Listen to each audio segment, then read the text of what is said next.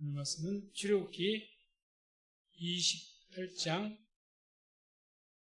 31절부터 43절까지입니다. 28장 31절로 43절까지 말씀을 같이 합독합니다.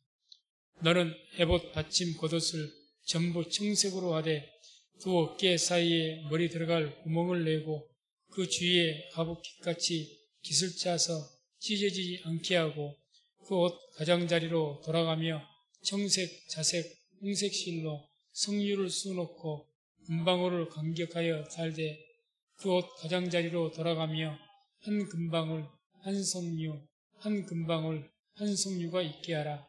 아론이 입고 여호와를 섬기러 성소에 들어갈 때에 성소에서 나갈 때에 그 소리가 들릴 것이라. 그리하면 그가 죽지 아니하리라. 너는 또 정금으로 패를 만들어 인을 새기는 법으로 그 위에 새기되 여호와께 성결이라 하고 그 패를 청색끈으로 관 위에 매되 곧 관 전면에 있게 하라. 이 패가 아론의 이마에 있어서 그로 이스라엘 자손의 거룩하게 드리는 성물의 죄권을 담당하게 하라. 그 패가 아론의 이마에 늘 있으므로 그 성물을 여호와께서 받으시게 되리라. 너는 가는 배실로 반포 속옷을 짜고 가는 배실로 관을 만들고 띠를 수놓아 만들지니라. 너는 아론의 아들들을 위하여 속옷을 만들며 그들을 위하여 띠를 만들며 그들을 위하여 관을 만들어서 영화롭고 아름답게 하되 너는 그것들로 내 형 아론과 그와 함께한 그 아들들에게 입히고 그들에게 기름을 부어 위임하고 거룩하게 하여 그들로 제사장 직분을 내게 행하게 할지며 또 그들로 위하여 배로 고유를 만들어 허리에서부터 넓적다리까지 이르게 하여 하체를 가리게 하라. 아론과 그 아들들이 회막에 들어갈 때나 제단에 가까이 하여 거룩한 곳에서 섬길 때 그것들을 입어야 죄를 지어서 죽지 아니하리니 그와 그의 후손의 영원히 지킬 규례니라. 아멘. 말씀, 이제 이번 말씀은 대제사장의 옷 두 번째입니다. 지난 시간에 또 대제사장님들의 옷을 보았죠. 그래서 대제사장의 관, 머리에 쓰는, 그리고 또 에봇, 흉패, 이런 것들을 우리가 보았습니다. 오늘은 이제 에봇을 바치는 이 겉옷과 또 관과 패, 띠, 속옷, 고이, 이런 이제 제사장이 입는 모든 속옷까지 다 총망라해서 말씀 나오죠. 그래서 먼저 이제 31절, 35절 보면 에봇, 받침, 겉옷. 지난 시간에 에봇에 대해서 배웠습니다. 에봇인데 그것을 받쳐서 입는, 그 안에 입는 그 겉옷을 제작하는 법을 말씀합니다. 보면은 너는 에봇 받침 겉옷을 전부 청색으로 하되 두 어깨 사이에 머리 들어갈 구멍을 내고 그 주위에 갑옷 깃같이 깃을 짜서 찢어지지 않게 하고 그 옷 가장자리로 돌아가며 청색, 자색, 홍색 실로 성류를 수놓고 금방울을 간격하여 달되 그 옷 가장자리로 돌아가며 한 금방울, 한 성류, 한 금방울, 한 성류가 있게 하라. 아론이 입고 여호와를 섬기러 성소에 들어갈 때에 성소에서 나갈 때에 그 소리가 들릴 것이라. 그리하면 그가 죽지 아니하리라. 그래서 이제 에봇 받침 겉옷인데 사진 1번을 한번 보겠습니다. 지난 시간에도 많이 보았죠.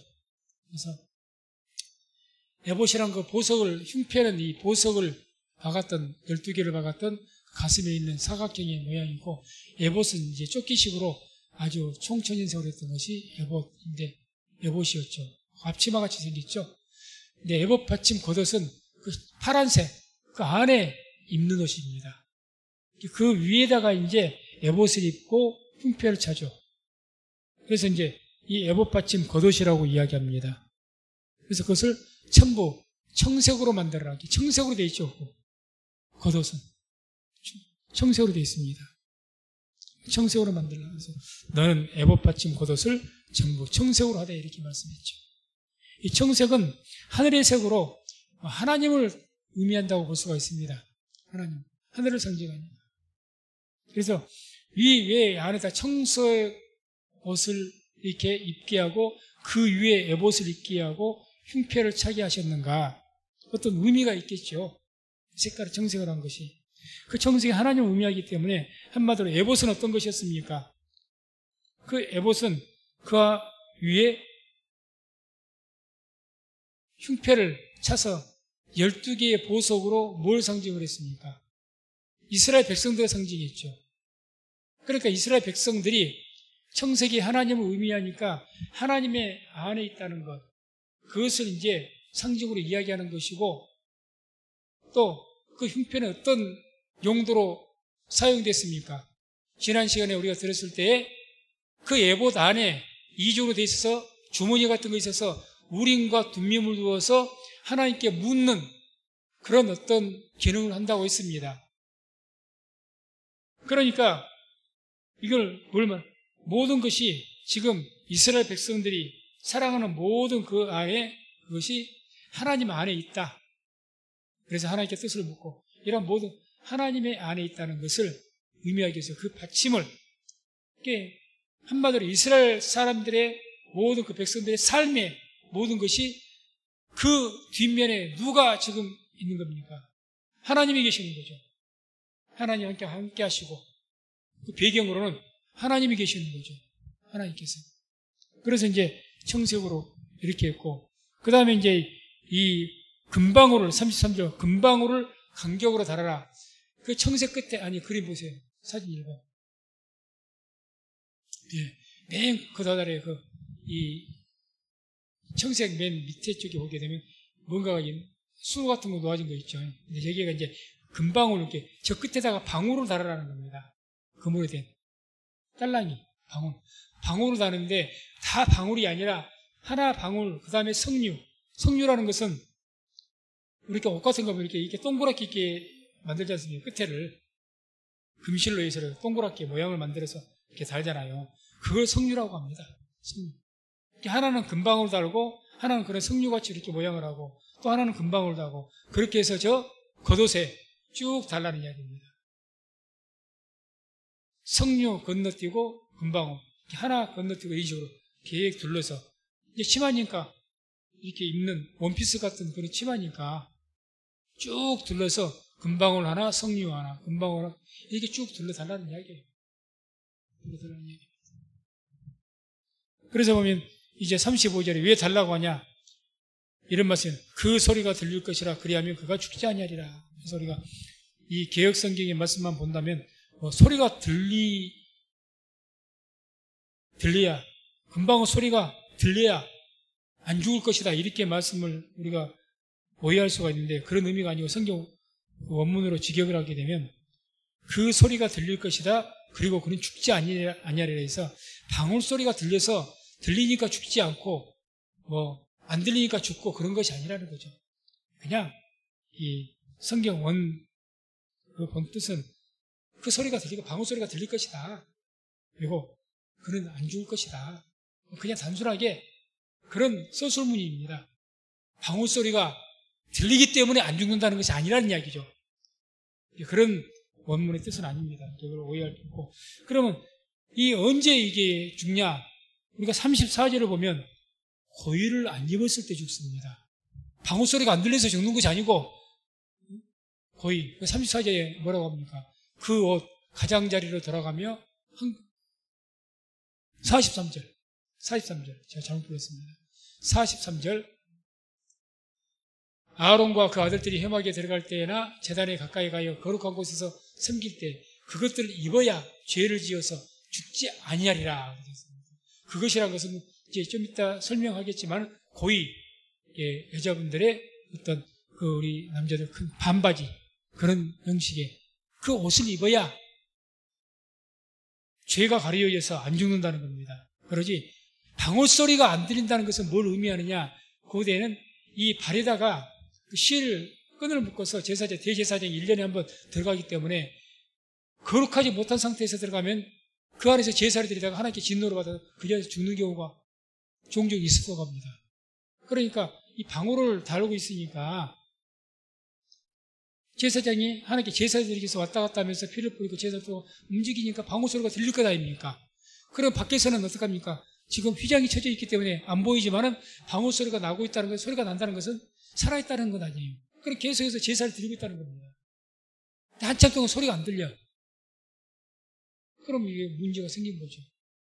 그렇게 해서 알게 되는 것이지, 방울 소리가 안 들리니까 죽은 것이 아니라, 안 들린다는 것은 이미 죽은 거죠. 그래서 왜 대제사장이 제사때 죽냐? 성결치 못하게 됐을 때 죽습니다. 진노를 받아서. 실제로 그런 일들이 있었다는 거예요. 오홀리압과 부살열과 오홀리압 보십시오. 그냥 하나님께 명하지 다른 불로 들였다가 하나님께부터 불이 나와서 불에 태워져서 직사했지 않습니까? 그래서 그게 구약시대 아주 엄격했던 것 같습니다. 하나님의 거룩을 침범하면 하나님의 진노가 컸습니다. 좀 무서웠죠. 아무튼 그런 의미죠. 자, 그래서 두 번째로 또 이제 36절에서 39절까지가 쭉 보게 되면 거기 이제 관과 폐, 관이라는 것은 머리에 쓴 우리나라 옛날 조선시대 그 신하들이 썼던 어떤 이런 관 같은 것, 머리에 감투라고 그래야 됩니까? 그런 것 비슷하게 그런 것을 쓰고 그 앞에다가 이제 폐를 붙이죠. 폐. 여호와께 성결, 금으로 된 폐를 딱 이렇게 붙입니다. 그래서 먼저 사진 1번을 다시 한번 보면 맨 위에 쓴 게 관입니다. 잘 안 보이는데 저게 이제 흰색 배실로 흰실로 이렇게 짜가지고 이렇게 관같이 이렇게 만들고 앞에 이 금으로 이렇게 띠를 두릅니다. 거기다가 이제 여호와께 성결이라고 새기죠. 성결. 그렇게 만들게 되어 있습니다. 그래서 36절, 38절이 이제 여기는 이제 폐에 대해서 이야기죠. 여호와께 성결이라는 그 폐에 대해서 말씀을 합니다. 보면 너는 또 정금으로 폐를 만들어 인을 새기는 법으로 그 위에 새기되 여호와께 성결이라 하고 그 폐를 청색 끈으로 관 위에 매되 곧 관 전면에 있게 하라.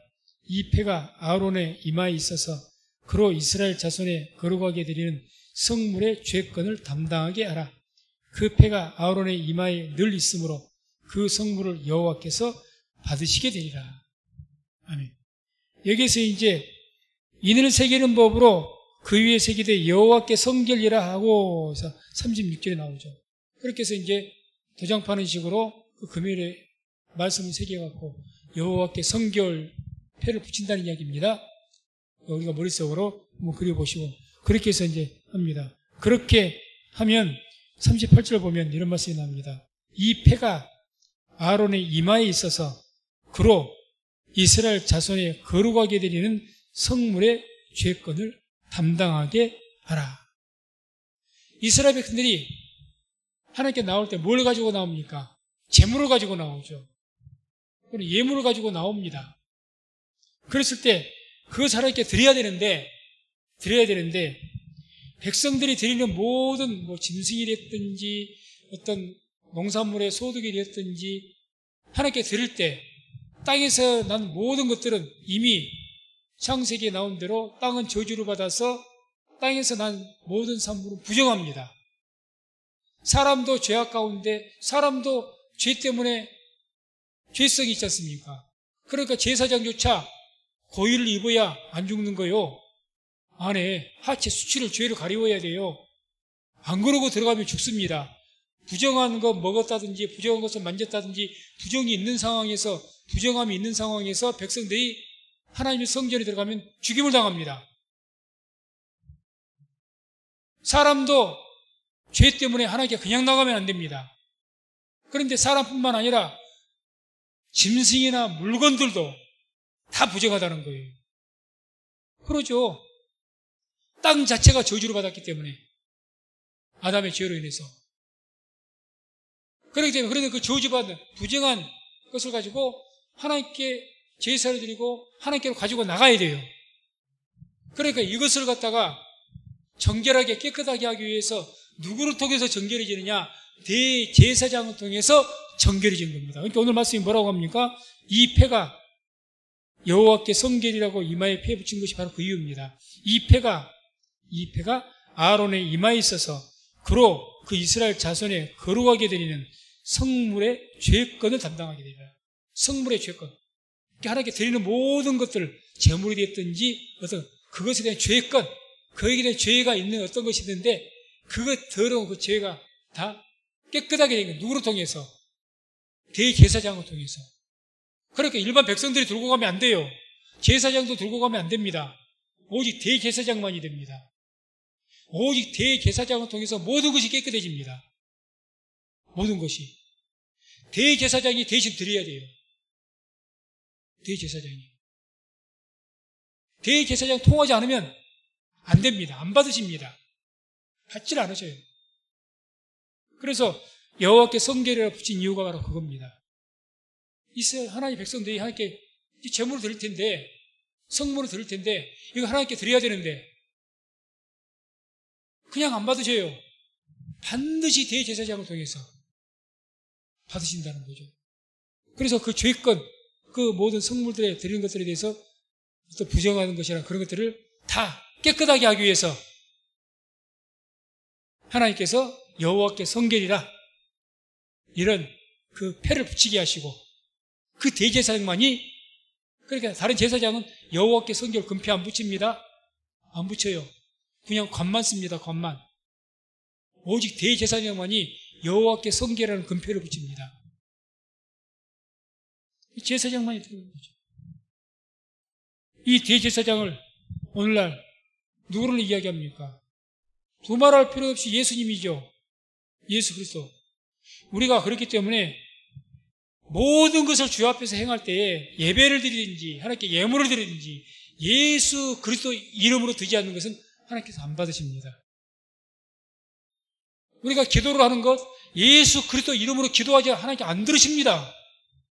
안 들으셔요. 모든 것이 누구로 통해서 되어집니까? 예수 그리스도로 통해서. 구약시대는 하나님께 나아가는 길이 핵심적으로 누가 우리들을 대신해서 나갑니까? 대제사장이. 제사도 드려주고, 기도도 해주고, 제물도 바쳐주고, 누가 다 해줍니까? 제사장이. 구약시대는 그랬던 것처럼 대제사장을 통해서 모든 하나님께 나아가는 길이 핵심적으로 대제사장을 통해서 제사도 드리고 다 통했던 것처럼 오늘날 우리 영원한 대제사장인 예수님 통해서 우리가 예수 이름으로 예배를 드리고 예수 이름으로 예물을 드리고 예수 이름으로 섬기기도 하고 예수 이름으로 기도하고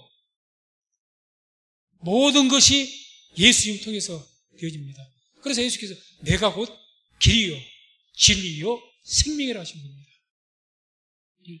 그걸 지금 예표하는 거죠. 예표. 그러니까 보세요. 이런 제사장의 옷 하나하나에서만 또 오실 메시아를 우리를 하나님께로 인도할 수 있는 그 메시아를 이 구약의 성막이든지 이런 제사장의 옷이든지 이런 것을 통해서 다 보여주고 있다는 거죠. 보여주고 있습니다. 그래서 이미 이런 모든 것은 구약시대 때부터 이미 우리에게 무엇이 있음을 가르친 겁니까? 오실 메시아를 가르친 거죠. 오실 메시아. 그래서 우리가 흔히 하는 말이 그러지 않습니까? 구약성경은 오실 메시아를 증거하는 말씀이고 신약성경은 오신 메시아를 말씀하신 겁니다. 맞죠? 다 그것을 상징적으로 보여주고 있으니까. 상징적으로. 그 다음에 이제 39절을 보면 관과 띠. 아까 쓰는 것이 관이다 있죠. 관. 그것은 이제 흰색이죠. 흰색. 그래서 39절을 보면 너는 가는 배실로 반포 속옷을 짜고 가는 배실로 관을 만들고 띠를 수놓아 만들지니라. 사진 1번 다시 한번 봅니다. 이 관, 머리에 쓴 거죠. 쓴 거. 띠는 여기서 참 이 말씀이 애매한데, 뭐 띠를 수노와 만들지니라 이렇게 여기서는 말씀한 것인데, 이것이 이제 에봇 위에 이렇게 화려하게 된 띠가 있죠. 넥타이식으로 허리에 이렇게 된 거. 저 띠를 말씀하신 것인지. 자, 하얀색 속옷이 있거든요. 또 속옷이 있는데, 저 속옷에 매는 띠를 말씀하신 것인지 조금 애매하기는 합니다. 그런데 아무튼 허리에 묶는 도구로 썼다는 것은 둘 다 동일하죠. 그래서 한번 그 띠를 이야기하는 거죠. 그래서 이 관을 흰색, 그래서 관은 배실로 관을 만들고 있죠. 배실은 흰색을 말합니다. 흰색 실이 하얗으니까 자르면 관이 하얗죠. 모자가 쓴 것이 흰색이죠. 흰색은 성결을 의미합니다. 역시 성결을 의미하죠. 그래서 우리 머리에 뭐 제사장도 인간이고 죄인이니까 그 머리에 성결 흰색으로 된 관을 쓴 것은 항상 그런 어떤 성결이 하나님의 진노에서 우리를 막아줍니다. 우리가 성결하지 않은 자가 하나님께 나가면은 제사장이 아니라 누구라도 다 저주받는다니까요. 죽게 돼 있어요. 제사장도 하나님 앞에 성결해야 됩니다. 그래서 그 성결을 의미하는 것이 바로 이 관을 쓰는 거예요. 관을 쓰는 거죠. 그래서 에베소서 6장 17절을 보면 우리가 전신갑주 이야기 나올 때 이런 말씀, 구원의 투구와 성령의 검, 구원의 투구. 구원의 투구라는 것이 이게 뭘 의미합니까? 여기서는 우리를 구원하는 투구, 성결이 우리를 구원한다니까요. 성결이. 우리가 어떻게 성결함을 입습니까? 예수의 피로 성결함을 입는 줄로 믿습니다. 그러나 구약시대는 예수의 피가 있습니까? 없죠. 그러니까 하나님께 대제사장인 만큼은 특별하게 관을 씌워준 거예요. 관을. 예수의 피 대신에 뭘 씌웠다고요? 관을 씌워준 거예요. 흰 관을 만들어서 씌워라. 그거라도 씌워야 네가 안 죽는다. 지금은 예수의 피가 있기 때문에 우리가 하나님께 직접 나갈 수가 있지만 구약시대는 예수의 피가 없기 때문에 그럴 수가 없어요. 그런데 인간이 누군가는 하나님께 제사를 드리러 나와야 돼. 그래서 하나님께 택하신 것이 대제사장이었고, 그 대제사장이 오실 메시아를 예표하는 것이었고, 그러나 인간인 대제사장은 죄가 있는 자이기 때문에 이렇게 흰 관을 씌워서, 그래서 성결케 된 것을 의미해서 하나님의 진노를 막았다는 이야기입니다. 그렇기 때문에 베옷으로 가는 배실로 관을 만들려고 한 겁니다. 그래야 성결을 우리 지키. 그 구원의 투구죠. 구원의 투구. 신약시대에 말한다면.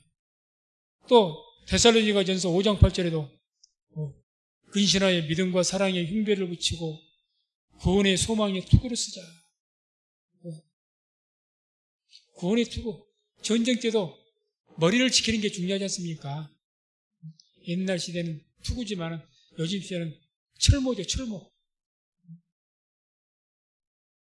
그래서 이 머리를 지키는 게 생명을 지키는 거니까. 그걸 상징하는 구약시대 제사장에게는 관입니다. 관. 구원의 투구죠. 그걸 상징하는 것이죠.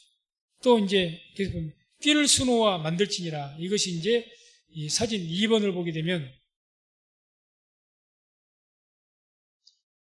저것이 이제 에봇에 입는 띠죠. 그래서 나왔죠. 에봇 묶는 띠.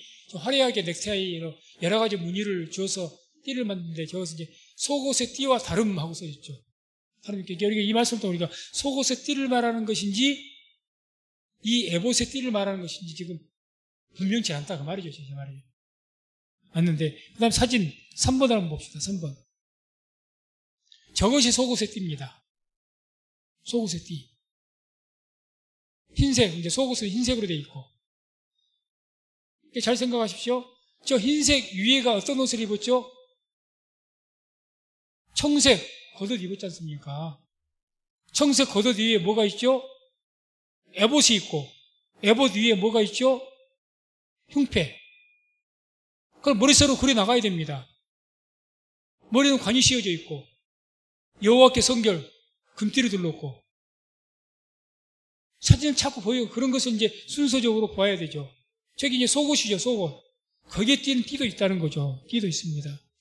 그래서 아무튼 이게 이제 두 가지 다 어떤 것을 우리가 생각할 수 있기 때문에 이 띠가 그러면 뭘 의미하는 것인가? 띠는 허리에 이렇게 띠게 돼요. 허리에 두 개 다. 허리에 띕니다. 허리에. 에베소서 6장 14절 봅니다. 6장 14절. 함께 말씀 합독합니다. 그런즉 서서 진리로 너희 허리띠를 띠고 의의 흉배를 붙이고. 띠가 뭐라고요? 진리. 그러니까 다시 사진 2번을 봅시다. 2번. 저게 에봇에 묶는 띠였는데 저것을 만들 때 어떻게 제작법이 됐던가요? 청색, 홍색, 자색실, 가늘게 꼰 배실. 그래서 그 네 가지가 다 뭘 의미한다고 했습니까? 예수님을 상징한다고 했지 않습니까? 색깔마다.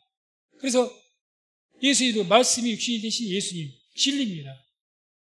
진리 허리띠. 그 다음에 사진 또 3번을 한번 봅시다. 속옷에 입는 띠. 저기서 색깔이 빨간 색깔이죠. 붉은색. 역시 예수의 피를 상징합니다. 피를.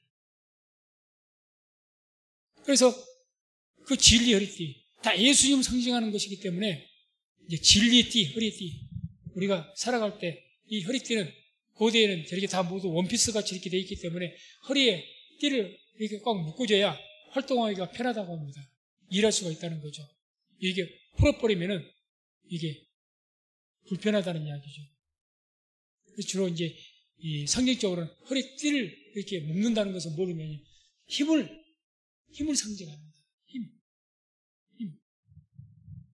그래서 아무튼 띠는 진리 허리띠.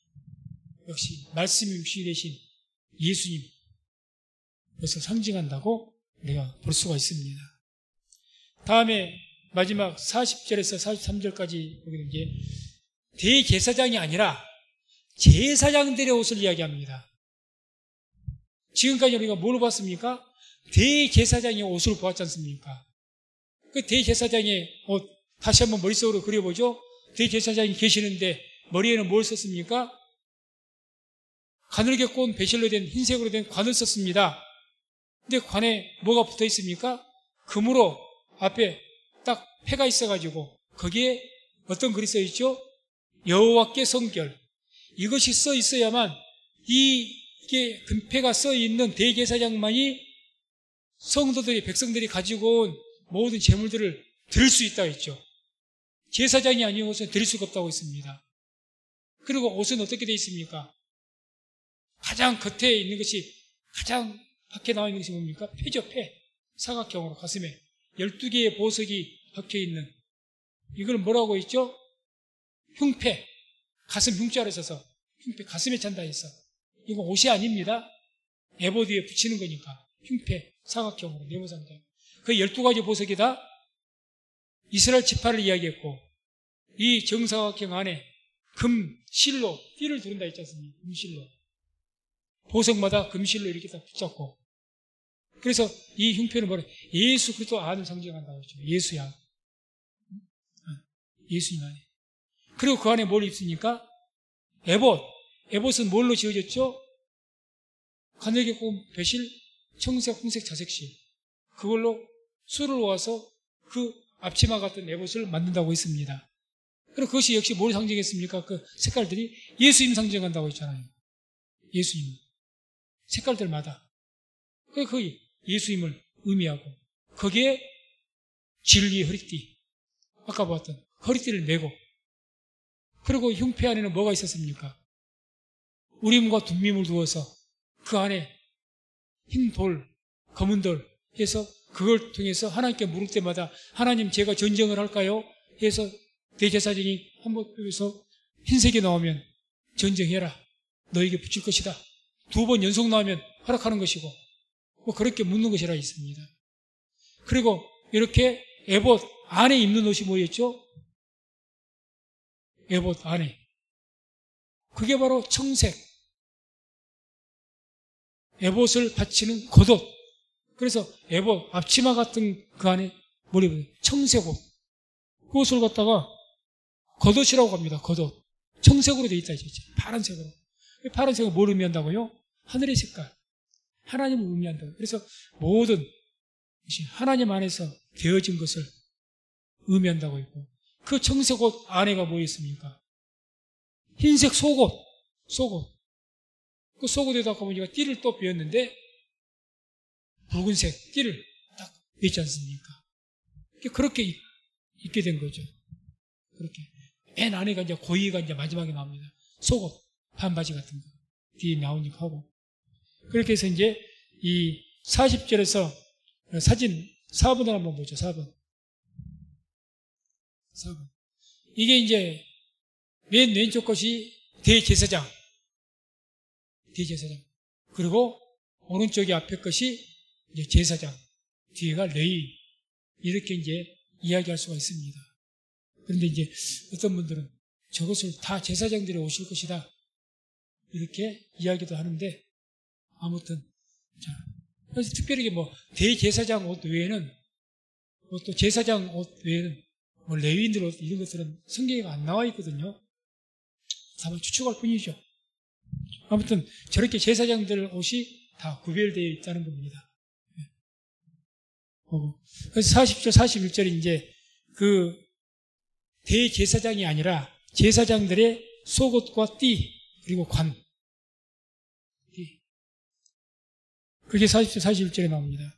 말씀 보면, 너는 아론의 아들들을 위하여 속옷을 만들며 그들을 위하여 띠를 만들며 그들을 위하여 관을 만들어서 영화롭고 아름답게 하되 너는 그것들로 내 형 아론과 그와 함께한 그 아들들에게 입히고 그들에게 기름을 부어 위임하고 거룩하게 하여 그들로 제사장 직분을 내게 행하게 할지며.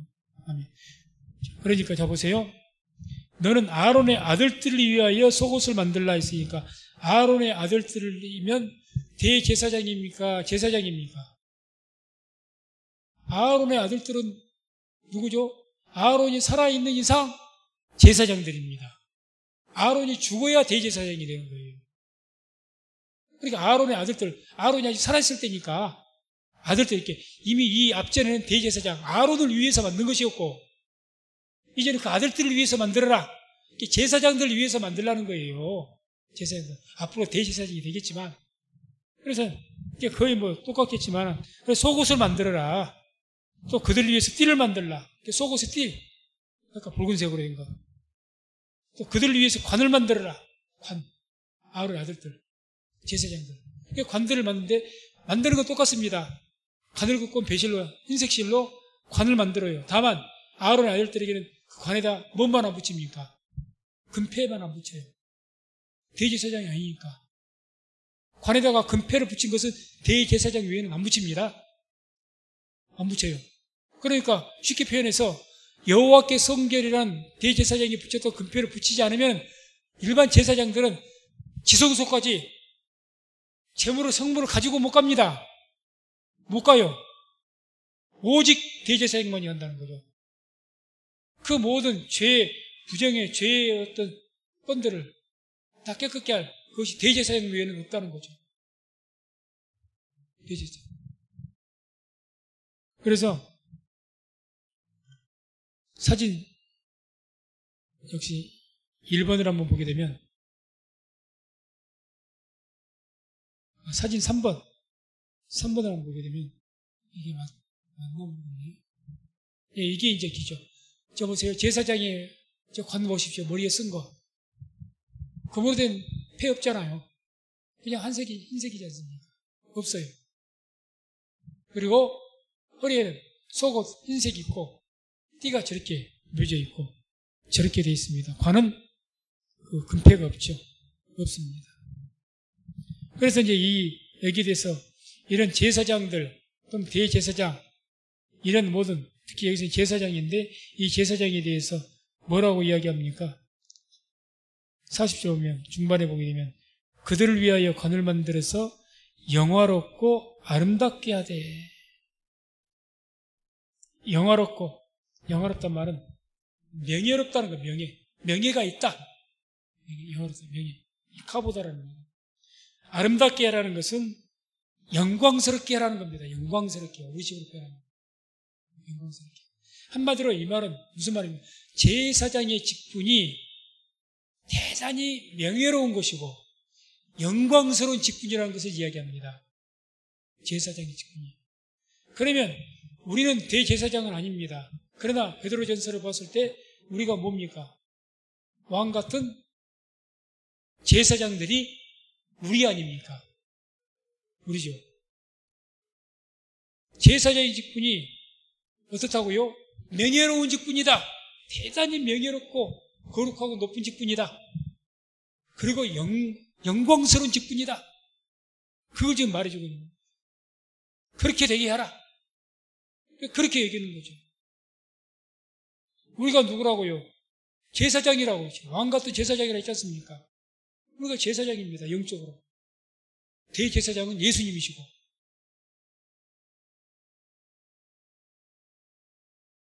또 그들에게 기름을 부어 41절 보면 그들에게 기름을 부어 위임하고 거룩하게 하여 기름을 부으라고 합니다. 기름. 제사장들에게 기름 붓습니다. 기름을 부은다는 것은 거룩하게 한다는 뜻이죠. 거룩하게. 왜 거룩하게 구별을 합니까? 하나님 섬기게 하려고. 하나님을 섬기 하나님께 나가서 제사를 드린 사람들이 누굽니까? 제사장들이에요. 이들에게 기름을 붓는 겁니다. 구약시대는 제사장들 외에는 하나님께 나가서 제사를 드리고 섬기는 일, 다른 사람들, 레인들도 꿈도 못 꿨습니다. 오직 아론과 그 아들들만이 해야 될 일들이 있습니다. 그 가문만이 택함 받아가지고.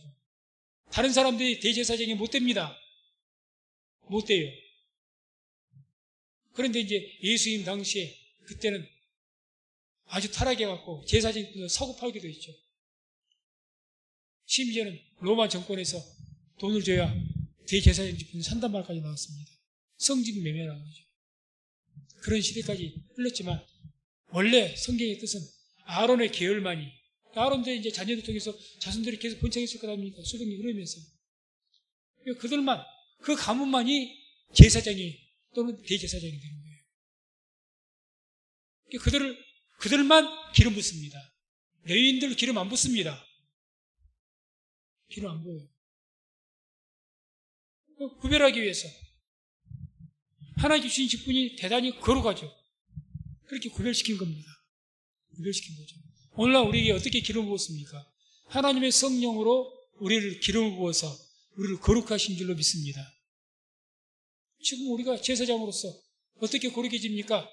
예수께서 죽으시고 부활하시고 성령을 보내주셔서 우리가 성령을 받음으로 오순절 성령 강림 사건 같이 성령 세례 받음으로 우리가 거룩하게 되는 거예요. 성령 세례. 그걸 지금 보여주고 있는 거죠. 예표하고. 그래서 제사장들이 기름 부음 받기 때문에 너희가 왕 같은 제사장들이라고 하는 거예요. 영적으로. 달리 그런 말씀이 한 게 아닙니다. 제사장들이 기름 부음 받은 것처럼 너희들도 성령으로 기름 부음 받는다. 구별되어서 하나님은 너희가 직접 섬길 수가 있다. 휴생이 갈라지고 성령 기름 부음 안 받았는데 어떻게 감히 죄인들이 하나님을 섬겨요? 직접. 섬길 수 없습니다. 구약시대 같이 거룩하지 못한 자가, 성결함을 입지 못한 자가 하나님께 나가면 다 죽게 돼 있습니다. 그러니까 지금도 유대인들은 하나님을 직접 보면 죽는 줄 압니다. 왜? 자기들은 죄인인데 죄인이 감히 하나님께 나가서 죽는 거, 하나님 보면 죽은 줄 압니다. 이사야도 6장에 보세요. 환상 가운데 하나님이 성전 보이고 하나님 보게 되니까 뭐라? 오라 나는 죽게 되었도다. 죄인인 내가 하나님을 보았으니 나는 이제 죽을 수밖에 없다. 하나님 보면 두려워해요. 하나님 영광을 보면서 죽는 줄 압니다. 그게 또 틀린 말이 아니에요. 맞아요. 누가 감히 하나님께 죄인들이 하나님께 거룩한 하나님께 나갑니까? 하나님 직접 대면합니까? 하나님께 제사를 드린답니까? 어떻게 하나님을 예배해요? 완전하게 불가능하죠. 빛과 어두움이 하나가 될 수 없듯이 죄인이 하나님께 나갈 수 없습니다. 즉시로 죽어요. 죽습니다. 그런데 어떻게 된 거죠? 우리가 왕 같은 제사장, 옛날 제사장들이 기름 부음 부어서 거룩하게 구별되어서 성별되어서 하나님께 나아가서 하나님 제사하고 하나님을 섬겼던 것처럼 오늘날 우리 시대에도 영적으로 왕 같은 제사장이 우리가 성령으로 기름 부음 받아서 이제는 우리가 직접 하나님께 나아가서 예배를 드리고 하나님을 섬길 수 있는 길이 열린 줄로 믿습니다. 그걸 지금 구약시대 이 제사장들의 옷을 통해서도 나타나고 있는 거예요. 그 직분을 통해서 다 성경적으로 보여주고 있는 거죠. 그러니 우리가 우리의 하나님의 기름 받은 하나님 택한 백성인 것, 이제는 구원받은 하나님의 성도인 것을 귀하게 여기시기 바랍니다. 귀하게 여기세요. 우리 하나님의 자녀입니다. 하나님의 자녀예요. 자녀. 귀하게 여기십시오. 귀하기 때문에 허튼 삶을 살아서는 안 된다는 거예요. 존귀한 존재가 허튼 짓거리 하면 되겠습니까? 존귀한 사람의 아들이 아주 막 나가는 저기 논팽이들과 같은 그런 사람들과 어울리면서 주접을 떨면서 아버지에게 영광이 되겠습니까? 아버지가 알면 그걸 가만두겠습니까? 가만 안 두죠. 하나님이 거룩하시고 그러는데 감히 하나님 자녀인 우리가 거룩한 삶을 살아야지.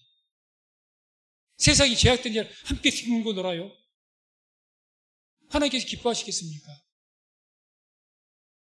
그렇게 해서 복 못 받습니다. 하나님 진노를 사지. 하나님의 자녀인 것은 잃어버릴 리가 없죠. 하나님 택함을 입어서 한번 하나님의 자녀가 되었는데 어떻게 그게 끊어지겠습니까? 내 자식으로 태어났는데 내 자식이 아닐 수가 있는 겁니까? 어떤 죄를 지어도 내 자식은 영원토록 내 자식 아닙니까? 그런데 부모의 뜻을 거슬렸어요. 부모를 속썩여요. 그 아이에게 부모가 복을 주겠습니까? 안 줘요. 자식이라도 보기 싫은 겁니다. 너 고생 좀 해봐라. 그런 마음이 들죠. 하나님도 그러신다는 거예요. 이 땅에 우리가 복을 받는 것은 하나님 앞에서 하나님이 기뻐하시는 삶을 사십시오. 그러면 복 받습니다. 다른 것 없습니다. 하나님이 살아계신데 왜 하나님을 속상하게 만들고 왜 하나님을 서운하게 만들고 그냥 무리바에서 이스라엘 백성들이 하나님이 계시냐 안 계시냐 하나님이 시험한 것처럼 그렇게 하나님을 괴로우시게 하고 속상하게 하고 뭔 복을 받기를 원해요. 자기들 하는 짓은 생각 않고 당연히 하나님께 부모에게 살아계신 부모에게 효도하면 살아계신 부모에게 내가 사랑받고 은혜를 받는 것처럼 내가 살아계신 하나님께 내 몸 정성을 다해서 하나님 섬기면 기쁘시게 생기면 당연히 복받게 되어 있습니다. 그럼 뭘 그렇게 복잡하게 생각해요? 힘든 대로 얻는 것이지. 본인들이 복을 못 받고 힘든 삶을 살 때는 그렇게 하지 않았다는 거 생각 않고 복 안 주신다고만 난리야. 부모 속은 다 썩여놓고 용돈은 왜 안 줘요? 나 쓰고 싶은데 돈 주시오. 어떤 부모가 기뻐서 주겠습니까? 한 짓은 생각 않고 절대 그러면 안 됩니다. 우리는 거룩한 백성입니다. 왕 같은 제사장입니다. 거룩한 삶 사십시오. 하나님께 기뻐하시는 삶을 사십시오. 그러면 하나님께 우리가 굳이 주여 나에게 복 달라고 나 건강하게 해달라고 굳이 그런 기도할 필요 없이 이미 그런 삶을 살면 병도 안 주십니다. 줬다도 속히 낫게 하시고 시험을 당할지라도 그냥 이기지 못할 것 같으면 시험을 주시는 것인데 좀 더 강하게 하기 위해서 어려움도 한번 테스트 해보시는 것인데 감당하지 못할 것 같으면 시험 감당할 시험 아예 주지도 안 해버려요. 어린이 만나 피할 길을 내버리십니다. 그게 하나님입니다. 그래서 살아가면서 하나님 나 그동안 10년 20년 교회 다녔는데 왜 이렇게 나는 복을 못 받아요? 나는 왜 이렇게 힘들기만 해요? 자신 먼저 돌아보십시오. 나는 하나님께 효도를 했나? 하나님 기쁘시게 했나? 내가 변함없이 주님을 사랑했나? 내가 세상 육체 것보다 하나님 더 사랑했나? 돌아보시라는 거예요. 내가 하나님께 신령과 진정으로 성실하게 믿음으로 예배를 드렸나? 돌아보십시오. 그렇게 해도 나는 그냥 지금까지 사는 내가 부끄러움 없이 하나님 복을 그렇게 했는데 복을 아직 그것은 하나님께 이상한 겁니다. 그랬다면 그거 자식 자부한다면 원망하십시오. 왜 안 주시냐고. 약속하셨는데 왜 안 주시냐고. 뭐 응답하시겠죠. 그래서 우리는 거룩한 백성인 거 잊지 마시기 바랍니다. 내가 하나님께부터 기름받아 하나님 자녀란 그것을 우리가 확신을 가지고 살아가야 내 인생이 흐트러지질 않습니다. 거룩한 백성, 하나님의 백성이 거짓말을 하겠습니까? 더러운 삶을 살겠습니까? 안 그러잖아요. 나를 좀 특별한 존재로 스스로 내가 좀 깨끗하게 살고 정직하게 살고 누구보다도 아름다운 삶을 살고. 다음에 마지막에 42절 43절 이제 고의, 아까 말했죠. 반바지 같은 속옷, 맨 안에 입는 것, 그 옷에 대해서 말합니다. 말씀 보면 또 그들을 위하여 배로 고의를 만들어 허리에서부터 넓적다리까지 이르게 하여 하체를 가리게 하라. 아론과 그 아들들이 회막에 들어갈 때에나 제단에 가까이 하여 거룩한 곳에서 섬길 때에 그것들을 입어야 죄를 지어서 죽지 아니하리니 그와 그의 후손의 영원히 지킬 필요니라. 이렇게 속옷에 가장 속옷 안에 입는 반바지 같은 그 옷을 입어야 배로, 흰색 배로 고의를 만든 배로니까 흰색이죠. 역시 성결을 의미하는 그것을 입고 네가 그 위에다가 속옷을 입고 그 위에다가 청색 겉옷을 입고 그 위에다가 에봇을 입고 그 위에 흰표를 차고 관을 쓰고 하나님께 나가야 되지. 만약에 다른 건 다 입었는데 무엇을 안 입었다? 이 고의를 안 입었다. 이건 죽는다는 거죠. 고의를 안 입으면 죽는다고 합니다. 그래서 43절에 거룩한 곳에서 섬길 때에 하나님의 전에 섬길 때에 그것들을 입어야 죄를 지어서 죽지 않느냐. 입어야 이거 입고 안 입고 선택의 여지가 아닙니다. 반드시 입어야겠습니다. 안 입으면 죽습니다. 하나님께서 그냥 안 놔두십니다. 이게 이제 하체를 가린다. 하체를 가립니다. 아래 입으니까. 이 하체를 가렸던 것은 역사가 꽤 되죠. 창세기 보게 되면 가장 먼저 하체를 처음에 가렸던 것, 사람이 스스로 만들어서 하체를 가린 것이 있는데 그게 무화과나무 잎이었습니다. 꼭 기억나십니까?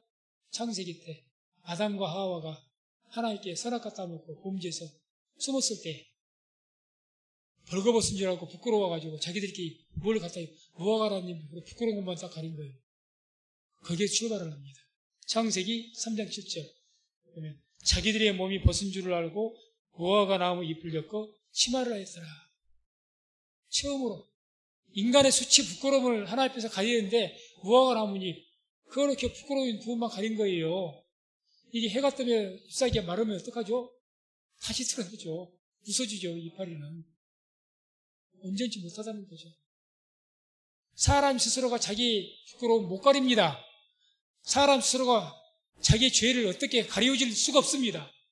사람이 하는 것은 내가 죄인인데 내 죄를 내가 용서받기 위해서 내가 내 죄를 덮기 위해서 인간의 어떤 행위도 그걸 가려오지 못합니다. 영원토록.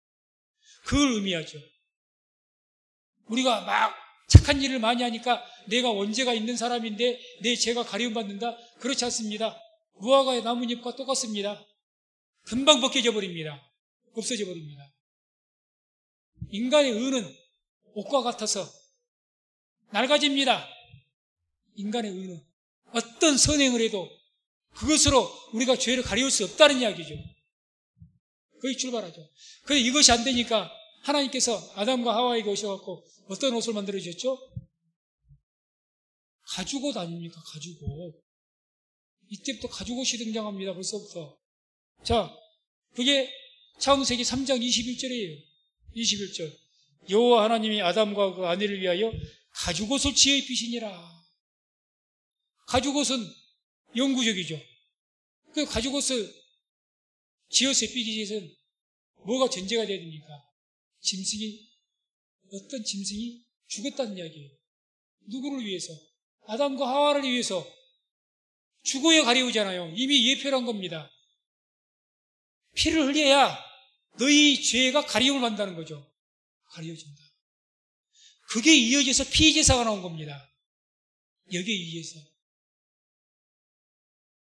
피를 흘려야 우리 죄가 덮어집니다.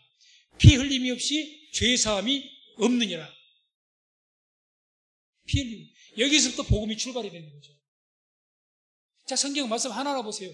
그냥 이서 무화와 같이 무화가 부끄러우니까 하나님 앞에 거짓말을 해가고 아니 선악과를 따먹어서 무서우니까 부끄러운 거 가리려고 무화과 나쁜 일이 잎을 가려우니까 하나님께서 짐승 하나 잡아가지고 가죽옷을 패션으로 쫙 입혀주시고 재밌는 이야기를 하는 것이 아니라 한마디 한마디 가서 뭘 말씀합니까? 복음을 지금 이야기하고 우리의 죄를 가려우는 이야기를, 우리를 죄에서 구원하실 이야기를 계속 하신 거예요. 성경적으로. 그러니까 성경은 하나님의 말씀이라고 하고 성경 말씀 우리가 아는 것을 또 보고 아는 것을 또 읽고 묵상하고 기도하고 그런 겁니다. 왜? 이 안에 있는 말씀이 너무 깊으니까 한두 번 봐서는 몰라요. 볼 때마다 그게 새롭습니다. 아, 이 말씀이 이런 의미가 있었구나. 무화과 나무 잎으로 가리다 그런 의미가 있는 줄 아셨습니까? 저도 안 지 얼마 안 됩니다. 가죽옷을 지어서 입으셨다는 말씀 이걸 가지고 복음까지 연결이 되든가요? 안 됩니다. 그랬는가 보다 그러죠. 한두 번 읽으면. 그런데 다 이것이 복음으로 이어지더라는 얘기죠. 우리가 보았던 성막이나 이렇게 제사장 옷 이렇게 하나 설명을 하니까 알지. 그냥 우리가 읽으면 아 이것이 예수님을 의미하구나 알아집니까? 안 그렇습니다. 그래서 이와 같이 이런 모든 것들은 다 성경에서 어떤 말씀하신 것들은 그 안에 숨은 비밀이 있습니다. 그래서 주님께서는 복음을 비밀이라고 한 거예요. 비밀이다. 뭔가 가려져 있다. 근데 성령이 오시면 우리가 계시의 영이 열려가지고 그 베일이 벗겨져서 비밀이 벗겨져서 복음의 비밀을 깨닫게 되는 은혜가 있는 줄로 믿습니다. 그러니까 오늘날 우리가 성경을 읽을 때 성령께서 우리에게 임하셨고 성령을 받았기 때문에 성경을 읽을 때 기도하며 읽으면 그 베일이 벗겨져서 성경을 깨닫게 되는 거예요. 비밀을 깨닫게 되는 겁니다.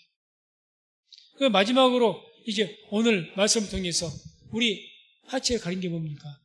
고의죠, 고의. 반바지 같은 제사장이 입었던 옷. 이것으로 이제 우리 하체를 가리는 거죠.